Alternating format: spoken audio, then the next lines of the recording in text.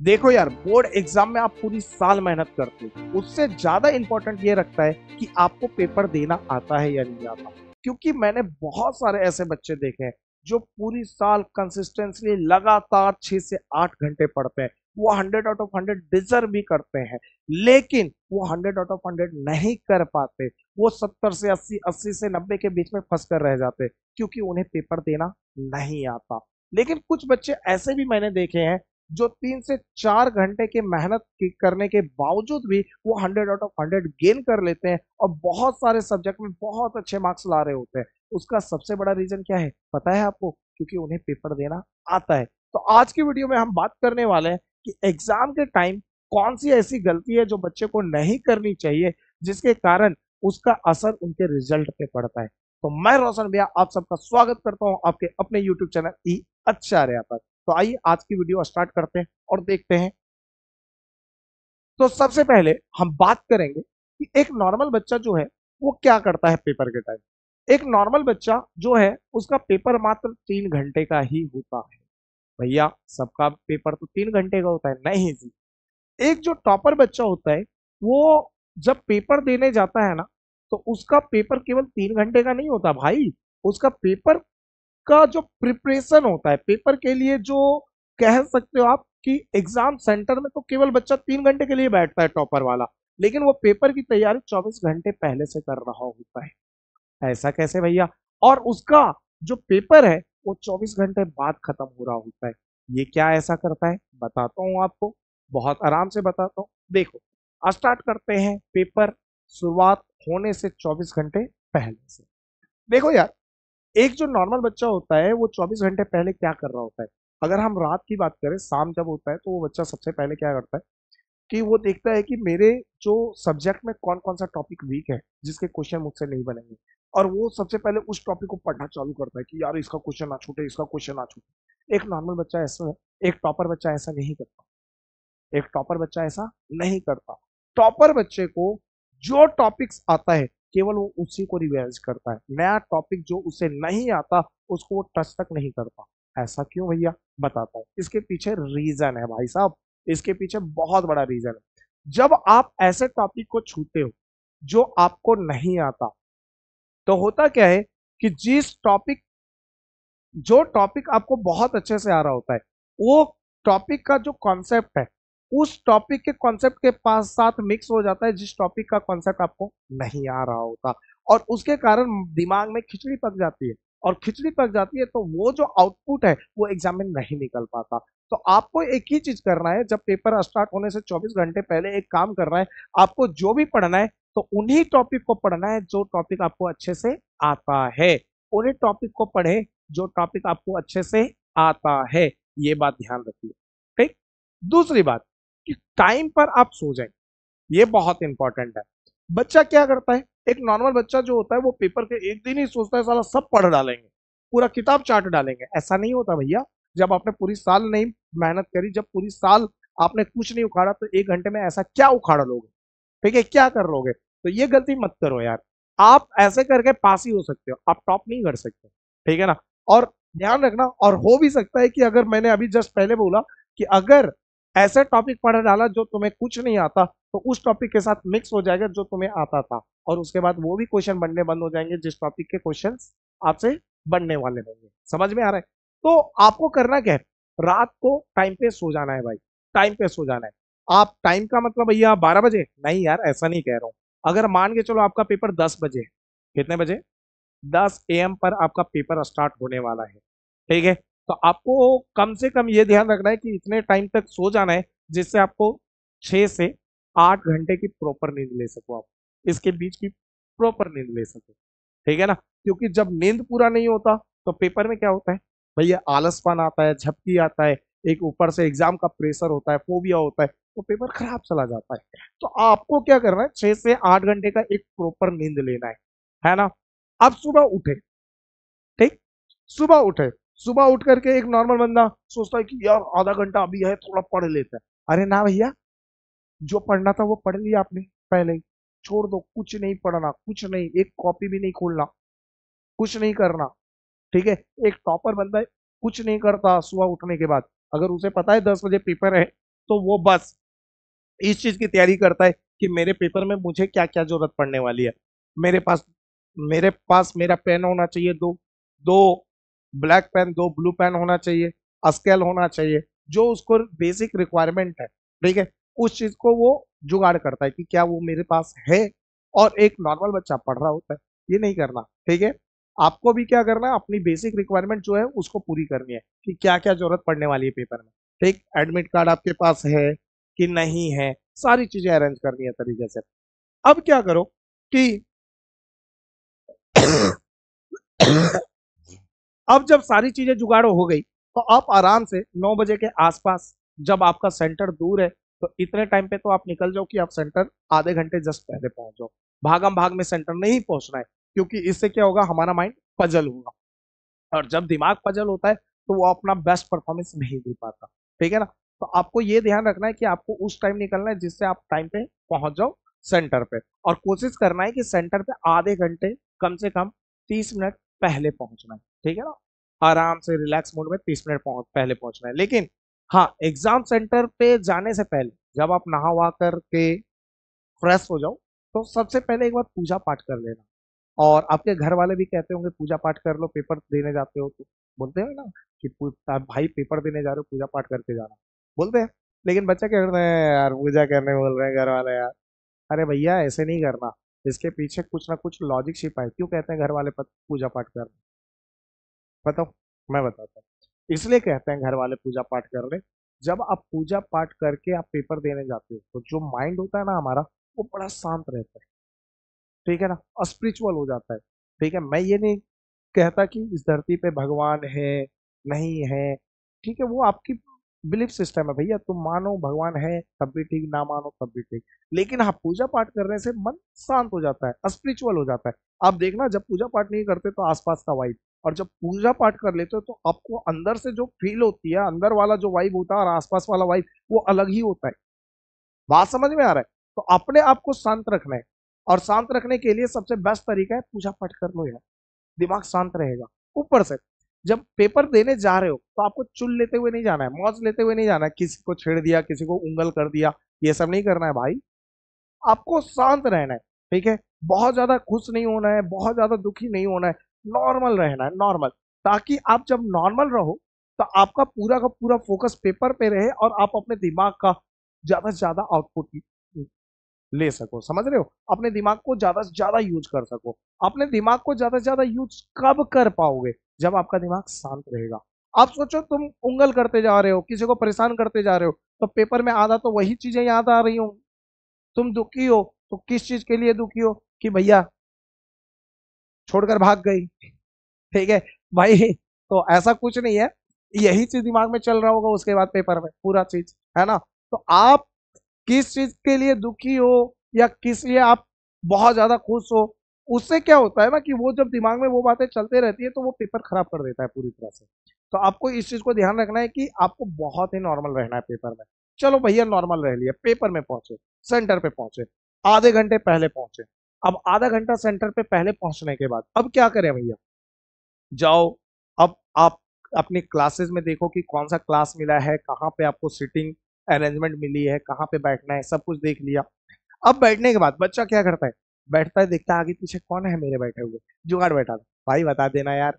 ठीक है, देख भाई, तू दूसरा क्वेश्चन करना, मैं पहला करूंगा, दोनों भाई मिल बांट के करेंगे, है ना।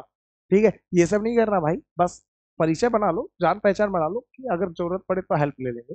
लेकिन ज्यादा ज्यादा घुसने की कोशिश मत करो किसी में। बात समझ में आ रहा है? तो इस बात को ध्यान रखना है। अब सीट पे बैठे, सारी चीजें हो गई। अब क्या होता है कि अब आपका क्वेश्चन पेपर आने का टाइम होता है, क्वेश्चन पेपर आया। अब टीचर कहता है कि भैया क्वेश्चन पेपर जो मिला है, ये क्वेश्चन पेपर आप पढ़ना चालू करो भाई, क्वेश्चन पेपर पढ़ लो। और ये अगली गलती होती है बच्चे की। जो नॉर्मल बच्चा होता है वो क्वेश्चन पेपर पढ़ना चालू करता है, अरे भाई मत कर यार। ठीक है, अब सोचो पूरे पेपर में मान के चलो 36 क्वेश्चन आए, 36 क्वेश्चन है, 36 क्वेश्चन में से 6 क्वेश्चन ऐसे थे जो तुम्हें नहीं आते थे, और 30 क्वेश्चन आते थे। लेकिन तुम्हारा फोकस इस 30 क्वेश्चन पे नहीं जाएगा जो आते थे, किस क्वेश्चन पे जाएगा, जो क्वेश्चन तुम्हें नहीं आते थे। और यही क्वेश्चन, ये जो 6 क्वेश्चन नहीं आते थे ना, यही दिमाग में नाच रहा होगा, यही सोच चल रहा होगा, साला इसको कैसे करेंगे कैसे करेंगे। अब दिमाग ये डिसाइड कर रहा होगा कि इसको बनाने के लिए चल या तो जुगाड़ बैठाते आगे पीछे, तो आधा दिमाग तो इधर ही बिजी हो गया, ठीक है। या फिर दिमाग में ये बैठ जाएगा, साला ये सब नहीं आता तो मैं कैसे करूंगा, क्या होगा मेरा। बात समझ में आ रही है? जिसके कारण इस क्वेश्चन के कारण ये 30 क्वेश्चन भी खराब हो जाता है, और 30 क्वेश्चन खराब होने के कारण पूरा पेपर खराब हो जाता है। तो जब क्वेश्चन पेपर आपको मिलता है तो क्वेश्चन पेपर वैसे ही रहने दो यार, आपको इधर उधर देखने की जरूरत नहीं है, क्वेश्चन पेपर पढ़ने की जरूरत नहीं है। जब आंसर शीट मिले फिर आंसर शीट पे अपना डिटेल्स आराम से भरो, तरीके से तमीज में भरो। अब डिटेल्स भरने के बाद इस बात को ध्यान रखना कि डिटेल्स भर लिया, फिलअप कर लिया, अब बच्चा अगली गलती क्या करता है वो सुनो। मैक्सिमम नंबर ऑफ बच्चा, ठीक है, सेक्शन ए उठाता है, सेक्शन सेक्शन ए उठाता है और सेक्शन ए में वो एमसीक्यू कर रहा होता है। अरे भैया पागल हो क्या, है काहे ये कर रहे हो बताओ। ये नहीं करना, ये नहीं करना। क्यों? बताता हूँ, बताता हूँ। इसको करने से गलती क्या होती है। जब आप पहले सेक्शन ए करते हो, ठीक है, एमसीक्यू, एमसीक्यू में 20 क्वेश्चन है आपके पास, 20 क्वेश्चन है आपके पास, ठीक है, 20 क्वेश्चन मिला। 20 क्वेश्चन में से, ठीक है, आपने इस पे दिमाग लगाते लगाते लगाते लगा दिया भैया लगभग 40 से 50 मिनट, 50 मिनट आपने इस पे लगा दिया, मान के चलो अप्रोक्स 50 मिनट लगा दिया, ठीक, टाइम पता नहीं चली। और जब 50 मिनट लगाया तो 50 मिनट में 20 क्वेश्चन में से, ठीक है ना, आपने 12 से 13 क्वेश्चन किया, एग्जैक्ट मान लेते हैं, मान के चलो 12 क्वेश्चन किया आपने, ठीक है। अब 12 क्वेश्चन किया, चलो 50 मिनट खत्म। अब उसके बाद जाते हो section B, section B, section B, और सेक्शन बी में आप क्या करते हो, 2 मार्क्स के क्वेश्चन उठाते हो, 2 मार्क्स वाले क्वेश्चन उठाते हो, जो कितने हैं, 5 क्वेश्चन है जी। अब ये जो 2 मार्क्स वाले क्वेश्चन उठाते हो, इस क्वेश्चन में सीबीएसई कुछ ना कुछ 1 से 2 क्वेश्चन ऐसा डालती है जिसमें जो आपको अंदर से फील होगा मुझसे तो हो जाएगा, लेकिन उसमें एक कुछ ना कुछ ऐसा लोचा कर देगी सीबीएसई। मतलब मैं कहना क्या चाहता हूँ वो सुनो। मैं कहता हूँ कि 2 मार्क्स के क्वेश्चन में इक्का से तुक्का क्वेश्चन ऐसा होगा, 1 से 2 क्वेश्चन ऐसा होगा जो देखने में बड़ा आसान होगा, देखने में बड़ा आसान फील हो रहा होगा, लेकिन जब आप उससे करने बैठोगे ना तो वो कैलकुलेशन के लफड़े में फंसा देगा, जो आपका ज्यादा टाइम किल करेगा। और सोचो, ये 2 क्वेश्चन को करते करते करते करते आपका, ठीक है, हुआ क्या कि आपने इसमें लगभग लगभग 30 मिनट बर्बाद कर दिया, 30 से 40 मिनट, ठीक है, 30 मिनट बर्बाद कर दिया भाई, 30 मिनट लगा दिया, ठीक। अब जब 30 मिनट लगा दिया और 30 मिनट में कितने क्वेश्चन किए, 5 क्वेश्चन में से 3 क्वेश्चन किए आपने, ठीक। अब आते हैं सेक्शन सी। जब आप सेक्शन सी पे जाते हो, सेक्शन सी पे जाते हो, यहाँ पे 3 मार्क्स के क्वेश्चंस होते हैं और 3 मार्क्स के फिर से 5 क्वेश्चंस मिलते हैं। और जब 3 मार्क्स के क्वेश्चंस करते हो तो इस क्वेश्चंस में फिर से आप लगा देते हो भैया 40 मिनट के आसपास, कितना मिनट, 40 मिनट के आसपास लगा देते हो। और यहाँ से फिर से 2 से 3 क्वेश्चन करते हो, मान के चलो कि आपने यहाँ पे 2 क्वेश्चन, 2 क्वेश्चन नहीं 3 क्वेश्चन किया, यहाँ पे मान लेते हैं दो, आपने यहाँ पे 3 क्वेश्चन किया, यहाँ पे 12 किया, यहाँ पे 3 किया और यहाँ पे भी 3 किया। अब उधर से अनाउंसमेंट होती है कि बेटा 50 और 30 80, 80 और 40 120, मतलब 2 घंटा ओवर हो चुका है, आपके पास 1 घंटा बचा है। अब बच्चा यहां से प्रेशर में आना चालू। जैसे ही बच्चे को पता चला कि 2 घंटा ओवर, 2 घंटा खत्म, बच्चा प्रेशर में, साला 1 घंटा में क्या करूं, मेरे पास तो अभी सेक्शन डी बचा हुआ है, सेक्शन डी बचा हुआ है, ठीक है, जिसमें हमें 5 मार्क्स के क्वेश्चन भी करने हैं, ठीक, 5 मार्क्स के 4 क्वेश्चन करने हैं। उसके अलावा सेक्शन डी के बाद सेक्शन ई बचा हुआ है, जिसमें हमें केस स्टडी क्वेश्चंस करने हैं। अब बच्चा यहां से प्रेशर में आना चालू, अभी पेपर में इतना ही हुआ है, इतना ही किया है। अब बच्चा सोचता है कि चल जल्दी जल्दी जल्दी जल्दी 5 नंबर क्वेश्चन करते हैं। अब वो जो प्रेशर होता है ना, उस प्रेशर में 5 नंबर के वो क्वेश्चन जो उससे इजी वे में बनता, टाइम में बनता, टाइम के अंदर बनता, वो या तो बनने नहीं लगता है या तो वो ज्यादा टाइम लेने लगता है। और जब एक आध क्वेश्चन करता है बच्चा, इसमें से एक आध सिंगल क्वेश्चन करता है, तब पता चलता है कि 20 मिनट से 25 मिनट ओवर हो चुका है। मान के चलो 20 मिनट ओवर हो चुका है। अब 20 मिनट ओवर होते ही बच्चा और परेशान, अब क्या करे भैया, इधर भी छूटा इधर भी छूटा, ये भी क्या करे क्या करे। अब बच्चा आगे पीछे हिंट लेना चालू करता, भाई ये बता दे यार, ये बता दे यार, ये बता दे यार। और उसके बाद इसके चक्कर में पूरा पेपर गया गया। अब उसके कारण क्या होता है कि जो बचे हुए यहाँ 8 क्वेश्चन है, उस क्वेश्चन में या तो तुक्का मारना चालू करता है, जय माता दी जय माता दी, जोर से बोल लो जय माता दी, ये करता है, या आगे पीछे से पूछना चालू करता है, जुगाड़ बैठाना चालू करता है। लग गया तो लग गया, नहीं तो जय हिंद जय भारत। इसमें भी वैसे ही करता है इन चीजों में। ठीक है, तो इससे बच्चों का ओवरऑल तो पेपर खराब ही हो गया ना। अब सोचो तुमने 12 क्वेश्चन, एक मान के चलो एक्यूरेसी के साथ किया, चलो ठीक है एक्यूरेसी के साथ किया, उस 12 क्वेश्चन में, उस 12 क्वेश्चन में 8 सही 4 गलत हो गए, तो तुम्हें यहां से 8 मार्क्स मिले, मान के चलो। ठीक, अगर आप यहां से 30 मिनट में तीनों के तीनों सही कर ली, तीनों के तीनों सही किए तो 6 मार्क्स मिले। आप यहां से 40 मिनट में 3 क्वेश्चन था, 2 क्वेश्चन सही किए, तो दो क्वेश्चन दो क्वेश्चन सही किए तो फिर से 6 मार्क्स मान लिए, और इधर से कुछ क्वेश्चन कर लिए, तो मान के चलो जो भी है ओवरऑल, ठीक है, इधर से एक क्वेश्चन किए तो 5 मार्क्स का, इधर से कुछ किए तो चलो एक और कर लिए 4 मार्क्स का, और फिर और 10 मार्क्स मान लेते हैं, मतलब 19 मार्क्स का ओवरऑल इधर उधर से जुगाड़ मार के कर लिया। अगर आप जोड़ो तो 6 6 12, 12 8 20 और 19 कितने होते हैं, 39। मतलब आपकी जो एवरेज स्कोर होने वाली है वो 35 नंबर से, ठीक है, 35 नंबर से 50 नंबर के बीच में होने वाली है, और आपका पेपर फिर कभी अच्छा। और 35 से 50 के बीच में एवरेज स्कोर करोगे तो आप कैसे कह सकते हो कि आप एक टॉपर बनोगे। आपके मैथ्स में 90 प्लस जाएंगे, नहीं जाएंगे, कतई नहीं जाएंगे, भूल जाओ। ठीक है, फिर तो आप बहुत अच्छा पढ़ने वाले बच्चे हो, जो पूरी साल मेहनत भी किए हो, तब भी 70 से 80 के बीच में फंसना है, 80 से 90 के बीच में फंसना है। और वैसा बच्चा जो पढ़ा ही नहीं है पूरी साल ढंग से, वो तो कहाँ फंसेगा, तो वो उन्हीं को पता है। बात समझ में आ रही है क्या कह रहा हूँ। ये गलती है, आपको पेपर ऐसे नहीं देना, ऐसे पेपर नहीं देना, कभी नहीं। एक टॉपर्स की स्ट्रेटजी फॉलो करो। भैया आप ऐसे क्यों कैसे कह सकते हो, इसलिए कह सकता हूँ एज अ स्टूडेंट और एज अ टीचर। ठीक है, जब एज अ स्टूडेंट था तो मैंने 10th में मैथ्स में 100 आउट ऑफ 100 गेन करी थी, और 12th में मेरे 95 प्लस थे। ठीक है, 95 मार्क्स थे, ठीक, मैथ्स में।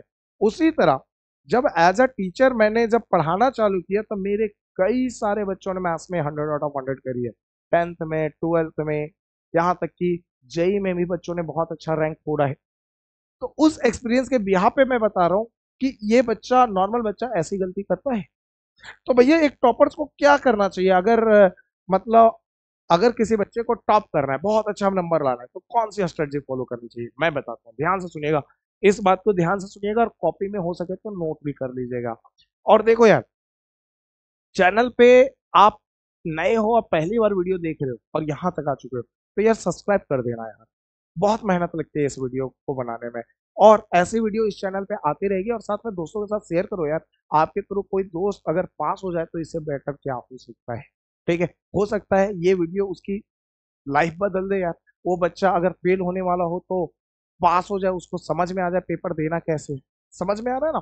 और ये तरीका समझने के बाद आप आराम से नंबर बढ़ा सकते हो, बहुत अच्छे से नंबर बढ़ा सकते हो। जो मैं अभी तरीका बताने जा रहा हूं, अगर आप 70 प्लस वाले बच्चे थे तो आप आराम से 90 प्लस में जा सकते हो, और अगर आप 90 प्लस वाले बच्चे थे तो मैक्सिमम चांसेस है कि आप 100 आउट ऑफ 100 कर सकते हो। और अगर आप कोई बच्चा ऐसा था जो फेल होने वाला बच्चा था, तो वो एक बहुत ही ठीक ठाक नंबर से पास हो सकता है। ठीक है ना, एक अच्छे नंबर से पास हो सकता है। तो ये जो स्ट्रेटजी है, उस चीज को अपने दोस्तों के साथ शेयर करो यार। आपके थ्रू अगर किसी का भला हो जाए तो इससे बेटर क्या है। चलो, अब बात करते हैं क्या स्ट्रेटजी है। जब आप पेपर देने बैठते हो तो सबसे पहले आपको 4 मार्क्स वाला, सॉरी 5 मार्क्स वाला क्वेश्चन उठाना चाहिए, मतलब सेक्शन डी उठाना चाहिए। सेक्शन डी, हाँ सेक्शन डी उठाना चाहिए। सबसे पहले आपके पास आप जब पेपर देने जाओ तो आपके पास वॉच होना चाहिए, घड़ी होना चाहिए, ठीक है ना। डिजिटल वॉच तो अलाउ नहीं है, लेकिन टिक टिक वाली जो वॉच होती है ना, वो अलाउ है, कांटे वाली, तो वो लेके जाना। सेक्शन डी, सबसे पहले सेक्शन डी उठाओ। सेक्शन डी में 4 क्वेश्चंस मिलेंगे भाई, ठीक है। हर एक क्वेश्चन 5 मार्क्स का, 5 मार्क्स का। अब इस सेक्शन डी में मैं कहूं, ध्यान से सुनना, आप 30 मिनट लगाओ, हर एक क्वेश्चन पे 10 मिनट, हर एक क्वेश्चन पे 10 मिनट। आराम से क्वेश्चंस को पढ़ो, ध्यान से पढ़ो, एक एक चीज को ऑब्जर्व करते हुए चलो, और तरीके से लिखो, तमीज से लिखो। देखो पेपर में राइटिंग भी बहुत मैटर करती है। इसके लिए मैं एक अलग से वीडियो बनाऊंगा, जिसमें आपको बताऊंगा कि एक टॉपर्स जो लिखता है ना, उसकी राइटिंग कैसी होती है, ठीक है। मतलब राइटिंग का मतलब ये नहीं होता कि यार आपको बहुत डिजाइन में लिखना है, नहीं यार, साफ साफ लिखना है, जिससे सामने वाले को समझ आना चाहिए आपने लिखा क्या है, पढ़ा पढ़ने आना चाहिए, ठीक है। तो जल्दी एक वीडियो आने वाली है, जिसमें हम लोग टॉपर्स के आंसर शीट को एनालाइज करेंगे, ठीक है, हर एक सब्जेक्ट के टॉपर्स के आंसर शीट को। तो फिलहाल तो आपको जो 4 मार्क्स के क्वेश्चन मिलेंगे, चार चार क्वेश्चंस मिलेंगे 5 मार्क्स के। इस हर एक क्वेश्चन को 10 मिनट देना है, ठीक है। ईच क्वेश्चन 10 मिनट्स, 10 मिनट देना है, ठीक है। आप जैसे पेपर नाम वाम डिटेल विटेल भर लिया, घड़ी का टाइम देखो कितना हुआ, देख लिया। अब बनाना चालू करो, और आपको इस सेक्शन से 30 से 40 मिनट में, 30 मिनट से 40 मिनट में एनी हाउ निकल जा रहा है, एनी हाउ निकल जा रहा है। अगर आपसे 4 क्वेश्चन में से 3 क्वेश्चन बन गए, वेल डन। अगर आपको लगता है चौथा क्वेश्चन भी मुझसे बन सकता है, तो उस पर दिमाग लगाओ। और अगर आपने कभी ऐसा किया कि मान के चलो 3 क्वेश्चन तो आपने बना लिया सही सही, चौथा क्वेश्चन एक और क्वेश्चन बनाने गए, आधा बन गया, लेकिन अब आगे समझ ही नहीं आ रहा क्या करना है, तो एक बार दोबारा कैलकुलेशन चेक करो हमने सही किया है। अब दूसरी बार दिमाग लगा के देखो, लग गया तो ठीक है, नहीं लगा तो इस पे टाइम खराब मत करना। आप इसके लिए कुछ जगह छोड़ दो, कुछ जगह छोड़ दो, और आगे बढ़ दो। और अगर ये क्वेश्चन नहीं भी हुआ तो कोई बात नहीं, आपने 3 क्वेश्चन कर लिया ना, 30 से 40 मिनट में इस सेक्शन से बाहर निकल जाओ, ठीक है। 30 से 40 मिनट में निकल जाओ। अब निकलने के बाद, अब अगला जाना है आपको सेक्शन बी में। सेक्शन बी में जाना है। सेक्शन बी में आपको 5 क्वेश्चंस मिलेंगे, हर एक क्वेश्चन 2 नंबर के, हर एक क्वेश्चन 2 नंबर के। आपको यहाँ पे क्या करना है, इस सेक्शन में, सेक्शन बी में आपको टोटल के टोटल जो टाइम देना है, वो आपको कम से कम 20 मिनट देना है। 20 मिनट देना है जी, 20 मिनट, 20 मिनट। हर एक क्वेश्चन को 4 मिनट, हर एक क्वेश्चन को 4 मिनट। चलो तेरे लिए यार दिल बड़ा करते हैं, 5 मिनट मान लेते हैं, चलो खुश हो जाओ, 5 मिनट मान लेते हैं, हर एक क्वेश्चन को 5 मिनट। और 5 मिनट के हिसाब से टोटल 25 मिनट। 25 मिनट में आपने सेक्शन बी को दिया, और सेक्शन बी में 5 क्वेश्चन में से आपके 4 क्वेश्चन बन गए, एक क्वेश्चन नहीं बना, नहीं बना। अब क्या होता है ना कि सीबीएसई एक आध क्वेश्चन ऐसी देती है, जो मैंने पहले ही कहा था कि ऐसा देखने में फील तो होगा बहुत आसान है, जब बनाओगे तो कैलकुलेशन में कहीं फंसाएगी सीबीएसई, कहीं ना कहीं फंसाएगी। क्योंकि और बच्चा यही गलती करता है कि क्वेश्चन जो देखने में आसान होता है, जब उसको सॉल्व करता है और कहीं कैलकुलेशन में फंसता है बच्चा, तो उसी में लगा रहता है, 10-15 मिनट एक्स्ट्रा दे देता है। और पता चलता है कि 10-15 मिनट में, भैया समझ रहे हो, 10-15 मिनट का बहुत बड़ा इंपैक्ट पड़ता है आपके बोर्ड के एग्जाम में। 3 घंटा लिमिटेड टाइम होता है भाई, ठीक है ना। तो बहुत बड़ा इंपैक्ट पड़ रहा होता है, तो आपको ये 10-15 मिनट खराब नहीं करना, ठीक। 10-15 मिनट खराब नहीं करना, नहीं करना। हाँ, जिस बच्चे ने पूरी साल मेहनत करी है, खतरनाक मेहनत करी, वो तो फाड़ के निकलेगा भाई।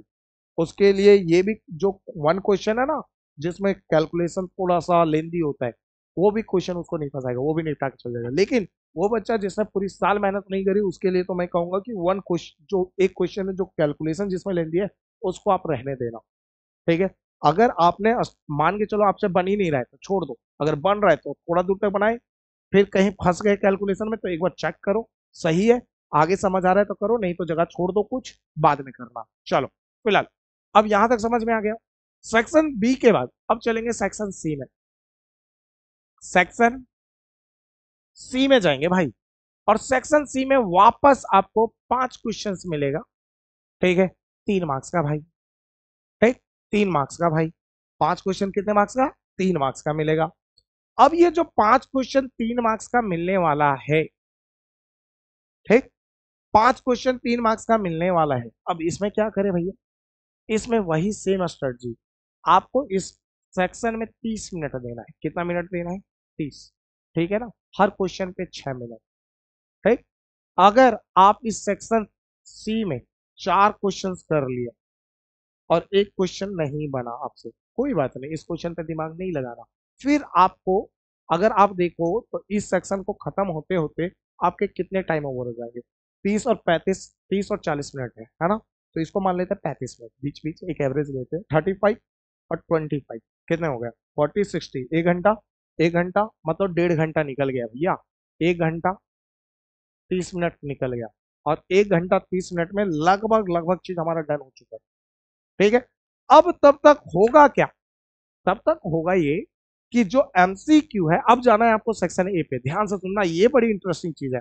मैं सेक्शन ए बाद में क्यों डाला हूं वो बताता हूँ।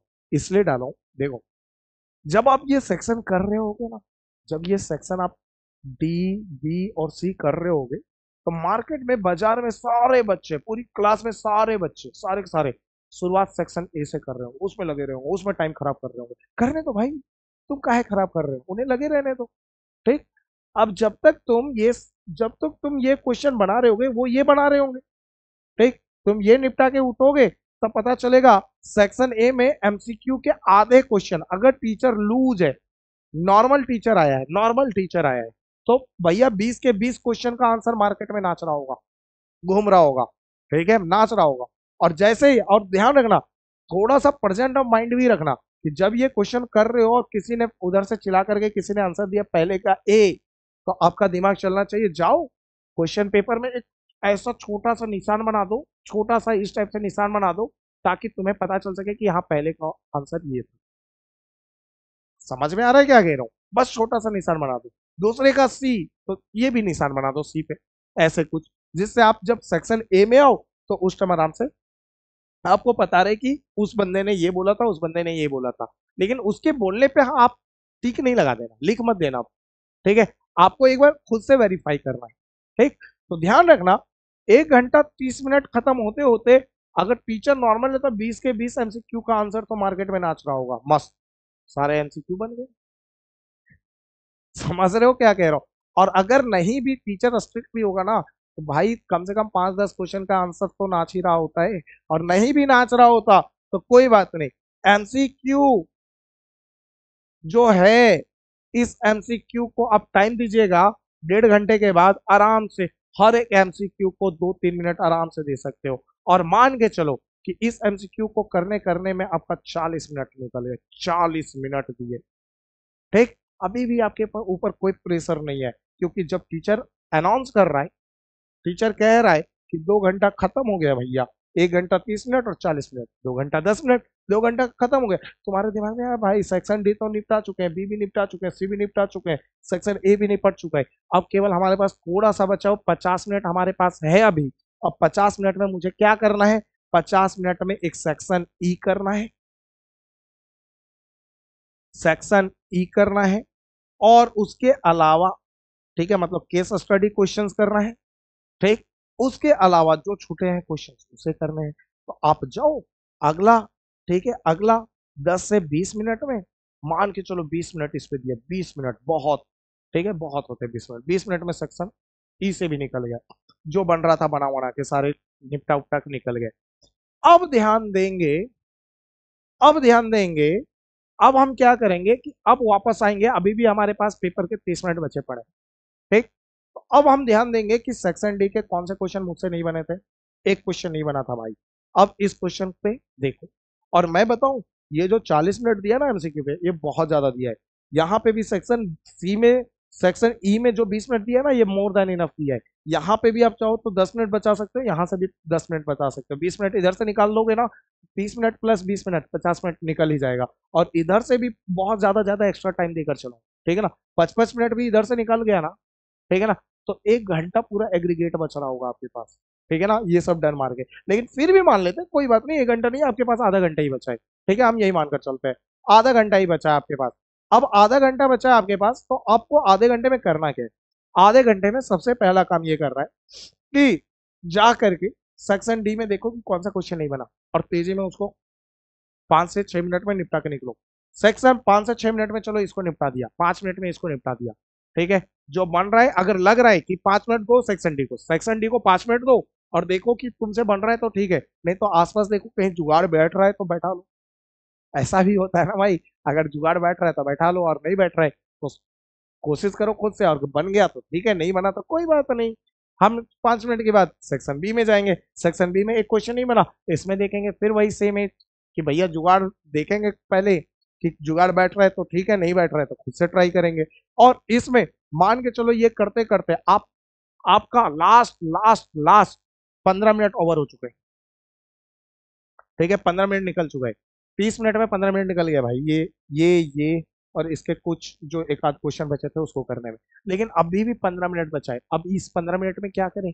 15 मिनट में एक काम करो, क्या करो? अब इस क्वेश्चन पे दिमाग मत लगाओ जो नहीं बना, उस क्वेश्चन पे दिमाग लगाओ जो बन गया है। क्या दिमाग लगाना है भैया, क्वेश्चन तो बन चुका है। अरे रुक जा छोरे, बता रहा हूँ। दिमाग ये लगाना है कि कहीं कैलकुलेशन एरर तो नहीं हुआ, कहीं इक्वल टू वगैरह तो नहीं छूटा, कहीं ऐसा साइन तो नहीं लगा दिया जिससे नंबर कट सकता है। एक एक कैलकुलेशन चेक करो, एक एक लाइन, तुरंत तेजी में, कि सारे क्वेश्चन ठीक है। चलो 5 मिनट मान के चलो इसमें लग गया चेक करने में, 5 मिनट लग गया। अब क्या करो, ठीक है, अब 2-4 मिनट ब्रेक लो, ले लिया। अभी भी 5 मिनट 10 मिनट है आपके पास। अब लास्ट के 10 मिनट में क्या करो, एक बार दोबारा रीचेक मारो। बात समझ में आ गई? और इसके साथ होता है पेपर डन, और एक टॉपर ऐसे ही करता है पेपर। आपको बहुत सारे टॉपर्स के आंसर शीट दिखाऊंगा जिसमें टॉपर्स ने सेक्शन डी, मतलब जो मैक्सिमम मार्क्स वाले क्वेश्चन है, उसी से पेपर स्टार्ट किया है उन्होंने, ठीक है। और हाँ, जो बच्चा पूरी खतरनाक पूरी साल पढ़ा है भाई, देखो यार, कुछ बच्चे को वो होते हैं ना जो पूरी खतरनाक पढ़ते हैं, खतरनाक लेवल पे पढ़ते हैं, खतरनाक लेवल पे, ठीक है। तो वो तो आंख बंद करके सेक्शन ए उठाएं तो सीधा सेक्शन ई पे खत्म करते हैं। मतलब जब आंसर शीट मिलता है, गर्दन झुकाएं, ए किया, बी किया, सी किया, डी किया, ई किया, और जब वापस कमर सीधा करते हैं ना, तब तक पता चलता है पेपर खत्म हो गया अगले 2 घंटे में उनका। बात समझ में? वो अलग है, उनको छोड़ो यार। तो मैं एक वो स्ट्रेटजी बता रहा हूँ जिससे आप बहुत ही आसानी से अपना नंबर इनहेंस कर सकते हो, और आप एक टॉपर के लाइन में क्या, आप सबसे आगे रो में खड़े हो सकते हो, समझ रहे हो, टॉपर्स के साथ। तो आप अगर ये छोटी छोटी बातें अगर केयर करो, ये छोटी बातें ध्यान रखो, तो आप भी फोड़ सकते हो नंबर। बस ये छोटी छोटी बातें होती है जो पेपर के टाइम ध्यान रखना होता है। अब सुनो, इधर सुनो, इधर सुनो, इधर सुनो। एक नॉर्मल बच्चे का पेपर तो 3 घंटे में खत्म हो जाता है, मैंने कहा था। आपने एक और बात कही थी कि पेपर जो है, एक टॉपर्स जब पेपर देता है तो पेपर खत्म होने के बाद 24 घंटे के बाद तक वो पेपर के मूड में होता है। ऐसा क्यों बोला बताता हूँ। अगर मान के चलो उसका कोई पेपर नहीं है, तो वो क्या करता है, घर पे आता है, घर पे आराम से रिलैक्स विलैक्स करता है 1 आध 2 घंटे आराम से बैठ करके, उसके बाद क्या करता है ना, फिर वो पूरे क्वेश्चन पेपर को चेक करता है, ठीक है। आजकल तो मैंने देखा है कि बच्चा जब पेपर दे के आता है, लाता है, फिर तो हवा में उड़ा देता है क्वेश्चन पेपर, ठीक है, टुकड़ा टुकड़ा कर देता है भाई, फाड़ डालता है पेपर। पेपर में नहीं फाड़ता, पेपर देने के बाद जो क्वेश्चन पेपर मिलता है उसको फाड़ डालता है। तो ये नहीं करना भाई, उसको सही सलामत लाओ, उसको इज्जत से लाओ यार, थोड़ी रिस्पेक्ट देना सीखो। और घर पे आकर के एक एक क्वेश्चन को एनालाइज करो कि कितने एमसीक्यू में मेरे सही हो सकते हैं, कितने गलत हो सकते हैं, क्योंकि उस टाइम तक यूट्यूब पे बहुत सारे सॉल्यूशन वीडियो आ जाते हैं। तो आप देखो कि कितने सही एमसीक्यू में हुए हैं सेक्शन ए में, सेक्शन बी में कितने सही हुए, सी में कितने सही हुए, डी में कितने हुए, ई में कितने हुए, और ओवरऑल कितने नंबर बन रहे हैं, ठीक है। और वो जो गलतियां हुई जिसके कारण मान के चलो कुछ क्वेश्चन सेक्शन ए में तुमने किया 20 के 20, 2 क्वेश्चन गलत हुई, तो वो ये देखो कि यार ये जो गलती हुई, इस गलती को क्या अगली बार मैं इम्प्रूव कर सकता हूँ, उस गलती को इम्प्रूव करने की कोशिश करो। भैया बोर्ड तो एक ही बार होता है, नहीं यार 12th में भी देना है तुम्हें बोर्ड, तो यहाँ जो गलती करोगे ना उस गलती से वहां सीखना। और एक चीज और, केवल मैं 12th की बात नहीं कर रहा हूँ, आप 11th में भी पेपर दोगे तो वहां पे भी ये स्ट्रेटजी काम आएगा, 12th में भी काम आएगा। और 12th के बाद अगर आपको कोई भी कॉलेज ऐसे तो डायरेक्ट एडमिशन नहीं देने वाला गवर्नमेंट कॉलेज, तो आपको एग्जाम तो क्रैक करना पड़ेगा ना। तो ये जो एनालाइजेशन वाली प्रोसेस है ना, जो गलती करके सीखने वाली प्रोसेस है।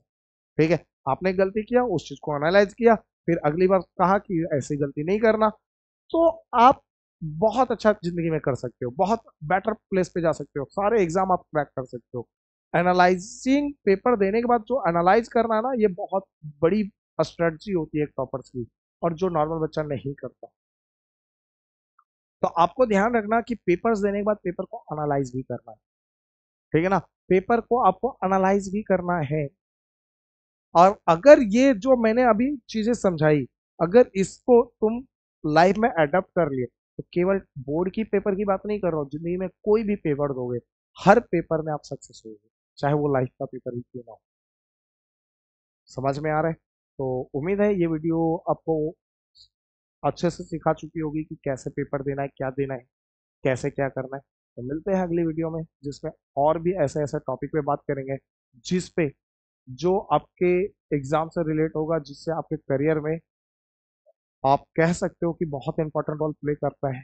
ठीक है, तो ऐसे बहुत सारे टॉपिक्स हैं जिस पे मैं धीरे धीरे करके वीडियो बनाऊंगा, और ऐसे वीडियोज को आप देखिए और चीज़ों को समझिए। क्योंकि किसी एक अच्छे इंसान ने कहा था कि अगर आप ठीक है, जिंदगी में गलती कर करके सीखोगे, तो आपकी पूरी जिंदगी कम पड़ जाएगी गलती करके सीखने में। तो इसलिए लाइफ में अगर आपको ज़्यादा सीखना है, तो आपको दूसरों की गलतियों से सीखना चाहिए कि कौन सी गलती मुझे नहीं करनी।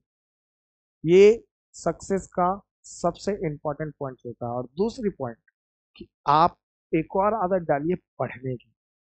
क्यों? क्योंकि पढ़ने की हैबिट जो होती है ना, जब आप पढ़ने की आदत डालते हो, तो होता ये है कि आप अगर किसी राइटर्स की कोई भी किताब, चाहे कैसी भी किताब हो, चाहे वो सिलेबस से हो, सिलेबस के बाहर हो, कोई भी किताब पढ़ते हो, तो होता क्या है कि कोई भी राइटर जो होता है, वो अपनी जो लाइफ टाइम का एक्सपीरियंस होता है ना, उसको शेयर कर रहा होता है उसमें, उसके बिहाफ पे वो लिखता है। और आप अगर कोई किताब को 7 दिन में खत्म कर देते हो, तो अगर उस राइटर की उम्र 40 साल है, तो वो 40 साल का एक्सपीरियंस, 40 साल की मेच्योरिटी आप 7 दिन में ग्रैप कर लेते हो।